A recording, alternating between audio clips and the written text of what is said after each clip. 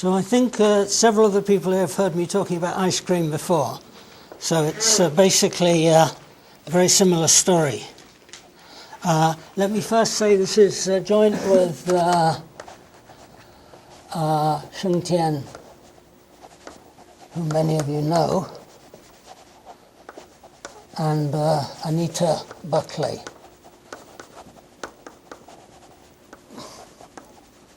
Who, as you can tell by the name, is Slovenian.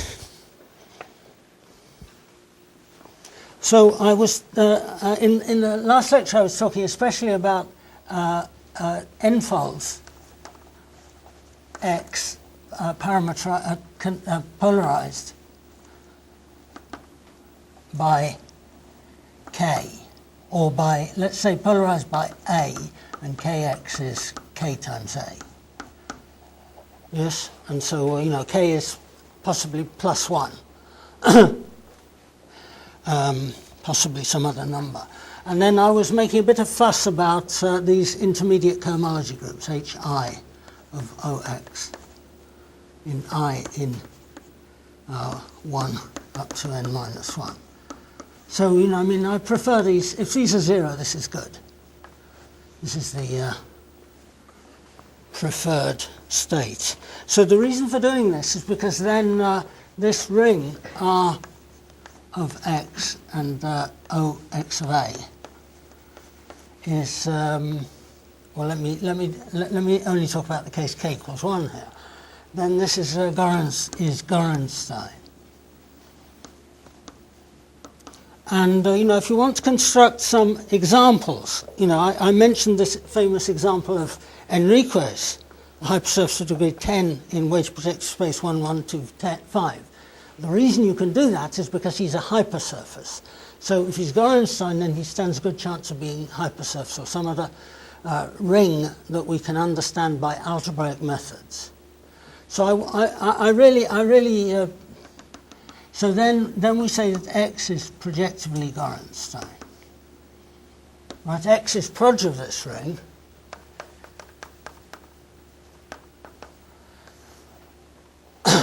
And to say that the ring over him means there's an affine cone over the projective variety, which is a Gorenstein variety, right?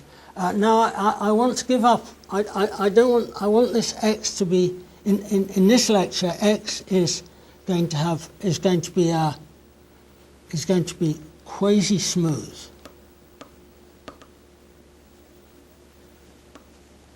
So quasi-smooth means and isolated orbifold points.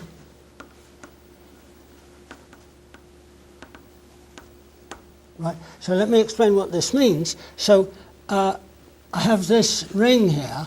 I can take cone of X is spec of this ring X, OX of 1, OX of A. Let me write A. So quasi-smooth is the condition that C of X is smooth outside the origin.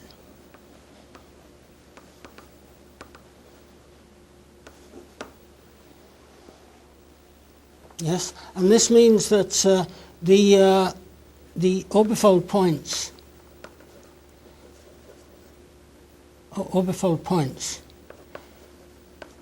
of X occur where the C star action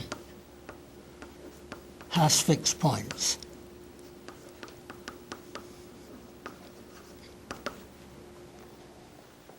Right, so I'm going to do an example later of hypersurface of degree 14 in weighted projective space 1, 1, 2, 2, 7.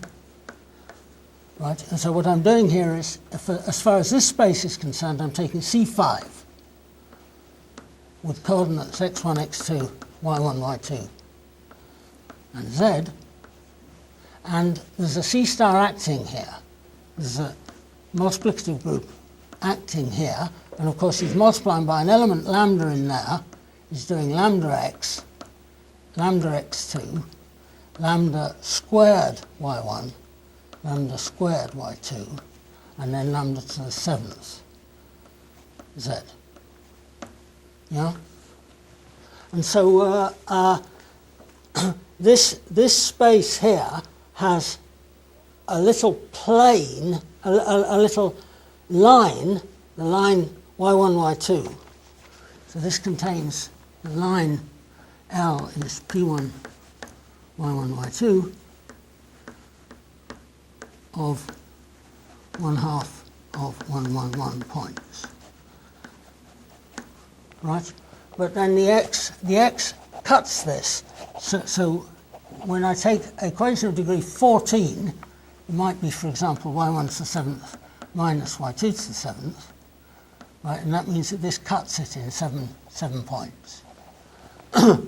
So this one here, if I take the general equation here, given by x1 to the 14th minus x2 to the 14th plus y1 to the 14th, y1 to the 7th plus minus y2 to the 7th, and then plus z squared, right? So plus other terms if you like, and whatever you throw in whatever you like, it doesn't really make any difference. But anyway, this is a non-singular. This is a non-singular variety in here, except for the origin. At the origin, all of these guys are multiply 0. Outside the origin, one of them has non-zero derivative. Right? And that means that if the x is the proj of the polynomial ring, so a polynomial ring divided out by this one equation, and that means he has the only singularities he has, the only points where this scheme is singular are the points, the 7 roots of y1 to the 7th minus y2 to the 7th on L. Right? So the space itself is a 4-dimensional space. He has these kind of nice orbifold singularities all the way along this line. There's one other worse point here. This P7 is a quotient point, but fortunately the equation just doesn't go anywhere near him. No? And so, okay. So this is what I mean by quasi-smooth. Quasi-smooth is the cone here is non-singular and isolated orbifold points. So the only singular points of this, if you think of this as a scheme, then he's singular, but he's only singular at these orbifold points, which are 1/2 of 1, 1, 1. Yeah.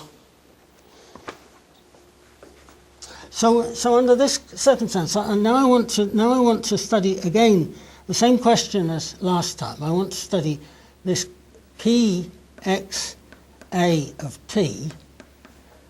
So this is the Hilbert series, sum Pm t to the m, where Pm is h naught, say h naught of x m a.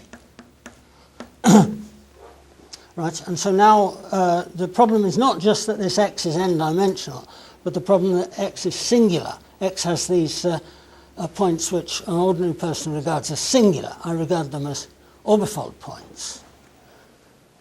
Yes? On the other hand, this is a Gorenstein ring. So R, if I take the sum of these spaces, R of xa, this is the sum of all of these, h naught of x ma, is a Gorenstein ring.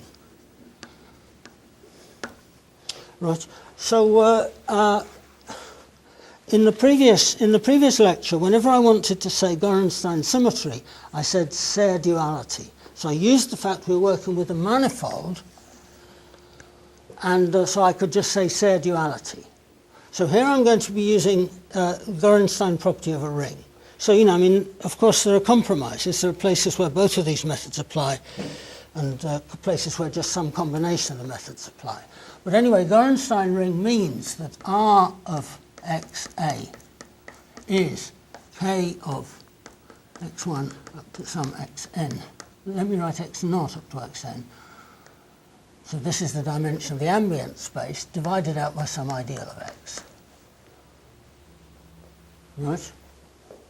So let me, for the moment, call this ring, let me call him S. Then if I think of Rxa as an S module, as a graded S module, has a resolution, he has a resolution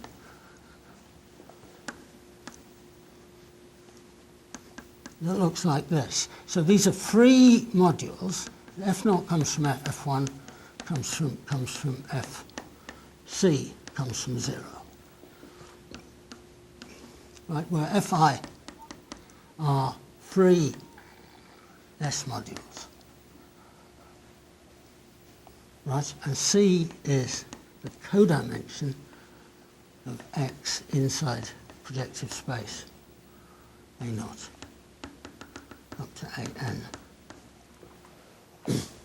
Right, and so the fact that this stops after C steps, this is equivalent to the ring R being Cohen-Macaulay, being Cohen-Macaulay ring or being Cohen-Macaulay as an S module. So this is called the Auslander-Buchsbaum theorem. And then, but I want this one to be, so this is supposed to be mapping surjectively to R. Right? And so here F0 is S, and the Fi are, some direct sum copy of Si, of S to the power of minus Aij or something. So these are free S modules. So free S modules is like a vector space over S, right? But these are graded modules, and so each of them is given this little degree here. The only point about putting the degree here is then we say the maps, which are given by multiplying by matrix of polynomials, we say that the maps are of degree 0, right? By decorating the modules with these funny numbers, right? But this last one here is isomorphic to S, and he's S in degree minus alpha. Yes? So he's a module of rank 1. He's a free module of rank 1, so he's isomorphic to S. But as a graded module, he's got this grading minus alpha. Right? And this alpha is an important thing. It's called the adjunction number.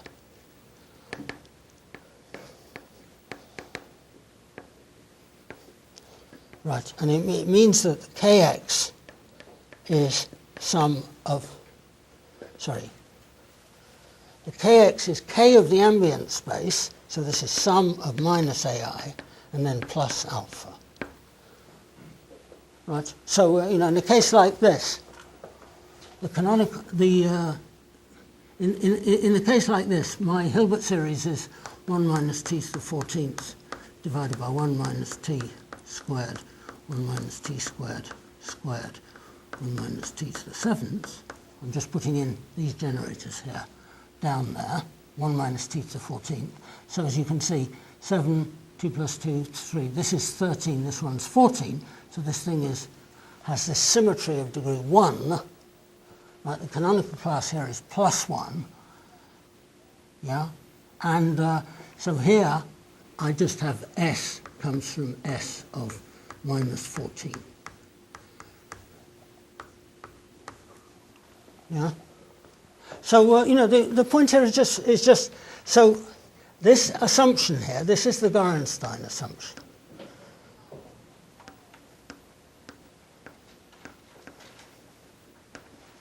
Right, and if you ever got involved in trying to calculate who is the dualizing sheaf of X, so the dualizing sheaf of X is X n minus n of OX into the dualizing sheaf of the Pn, right? And what, basically, because you're calculating this is C, this is the codimension, then the only thing you have to do is hom the whole of this complex into this omega.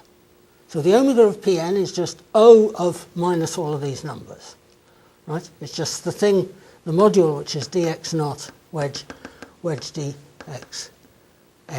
right? So I have to multiply this by something homogeneous of degree minus all of those in order that this thing is invariant, yeah? And so I have to hom the whole complex into a free module of rank 1. That just means I take all of these arrows and I turn them backwards, all right? I replace each of these matrix by its transpose matrix as a map there, right? And that gives me a resolution of this omega twisted by alpha. So that's why this alpha is the adjunction number. Yeah? I mean, I'm saying very basic things in commutative algebra. However, the conclusion is, the only thing I want from this argument is that then this function p, this function px a of t satisfies my Gorenstein symmetry. Right? It satisfies that if I do t to the power of k times p of 1 over t, this is minus 1 to the power of n plus 1 times p of t. Yes? So this is completely elementary from this procedure, right? These in this module, the fi is the dual of the fi is equal to hom of f c minus I into this s of minus alpha. Right? So when you, if you want to know, so S has Hilbert series. The Hilbert series of S is just 1 over product 1 minus t to the ai. Right? Each of these generators here gives one factor here in this Hilbert series. Right? And then when I want to write down the Hilbert series of R, I just think of R as being quasi-isomorphic to this complex, right? And so here I'm getting things like 1. What do I want to write? 1 minus sum of t to the aij, and then it's minus 1 to the minus I or something like that, I or I plus 1. Yeah? And so I'm writing here, this one here is of degree 0 and is of rank 1, so I write down 1, and then I write down 1 copy of minus t for each generator here, weighted with this weight. Yeah? When I do this, because of this symmetry, these guys here appear in pairs. And so this is the polynomial on top here is palindromic. Right? It's going from 1, and then it's going minus 1 to the power of codimension times t to the power of alpha. Yes? And so, if I substitute everywhere 1 over t for t, then all of these terms here become 1 over 1 minus t to the ai, and all the terms on top, similarly. So I have to multiply through the top by t to the alpha, and the bottom by t to the sum of these ai's. So that the whole thing I've multiplied by is t to this power, right? And then there's a minus 1 which comes from how many terms there were in here against how many terms there were in there. This is the completely elementary result. Yeah. So, I had this formula when we were talking about Serre duality on a manifold. And so now I have this. This is a general property also of Gorenstein rings. Yeah. So I want to tell you what the formula is for this P of XA. Right? And this is sort of basically like a construction kit. I want to make, if I want to make a surface, I have to tell you what value of PG and K squared I want, and then I have a more or less difficult problem of construction. So here I'm going to tell you what invariants I want, and the invariants are the initial plurigenera, so the invariants of X are the initial plurigenera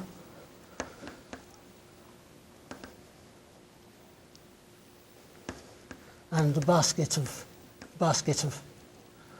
orbifold points.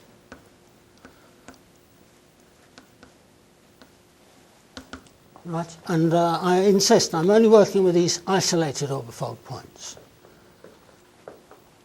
Yeah, and so let me write B for a basket, and so it's a set, and the elements in the set are Q, and Q is 1 over R of B1 up to Bn.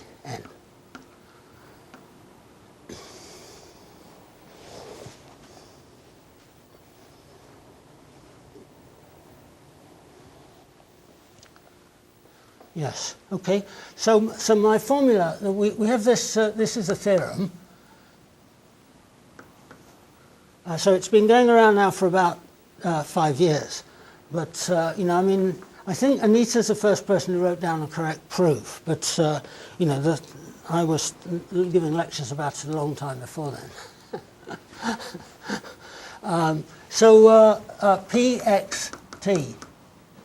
Pxa of t has the form. So it's pi, this is for initial, plus sum over the basket of p orbifold points of. So the orbifold points here depend on this 1 over r of B1 up to Bn, and they also depend on Kx. Right? So I said somewhere here, I'm assuming that this thing here is orbifold like this, and that the K is Kx. Right? And so Pi of t is a numerator divided by a denominator, and the denominator is 1 minus t to the n plus 1. Right? So that's exactly the same as we had for manifolds in the last lecture. And what do I want about the numerator? So this is a symmetric polynomial of degree kx plus n plus 1. So symmetric polynomial. I'll give an example in just a minute. Right? But symmetric polynomial, it means 1 plus some multiple of t and so on plus and so on. At the end I get to t to the power of k plus n plus 1, and it's symmetric back to front. Palindromic. Yeah? And each p orb, and so I'm going to write, I'm going to write c for this number, so it's not the same as this c.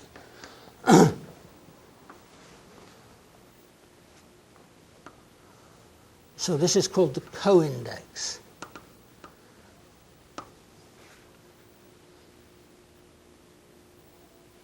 So this depends on the first c over 2 round down plurigenera. H naught of IA, Pi. Yes? So I write down this polynomial. It's got some length like this. The length is c. It starts, so it looks like 1 plus and so on plus tc, and it's symmetric polynomial. Right? And so if I know it up to the middle, I know the whole thing. So all of these are, and these are integers.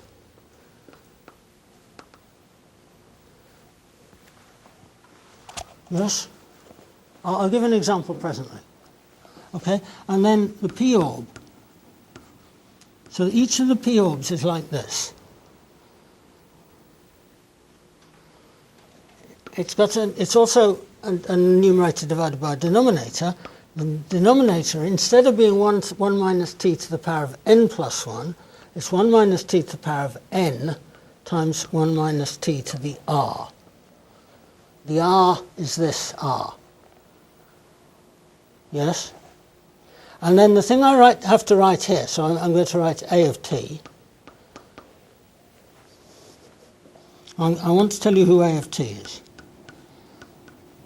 So first of all, he's uniquely determined by what I say afterwards. Unique. He's a Laurent polynomial. So he might start with t to the minus 1, for example. Right? He has support in c over 2 plus 1 up to c over 2 plus r minus 1. Right? So you know, this is, I'm telling you, he looks like t to the I plus and so on plus t to the last I. Right? And these i's are in this range. Yeah? And so the important thing to notice is that this one here is telling you so many of the first plurigenera, right? And then he stops and the other guy starts. So these two guys are not allowed to interfere with each other,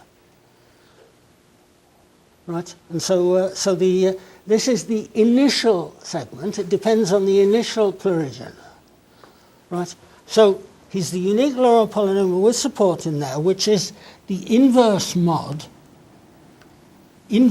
of product 1 minus t to the bi over 1 minus t modulo 1 minus t to the r over 1 minus t.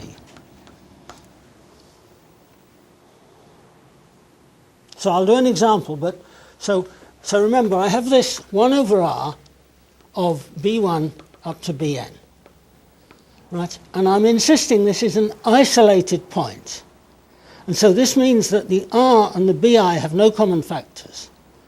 So if you look at these expressions, 1 minus t to the bi and 1 minus t to the r, then the common factors they have are 1 minus t. So I've carefully removed the common factor. After I've removed the common factor, these two guys are co-prime, so I can take the inverse of this one modulo this one. Right? And so, you know, these are, at least I'm trying to make, I hope I've made a statement that means something. Right? So now I'm going to tell you how to work it out in particular examples.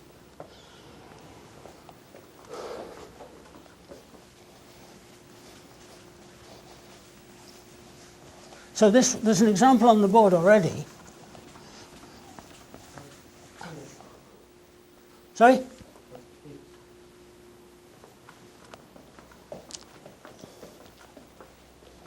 So what was the question? Kx. So I'm assuming that the canonical class of X is K times A. Yeah? It's the same. And it was the same as in the previous lecture. So if you think of it as being plus 1, you don't lose too much.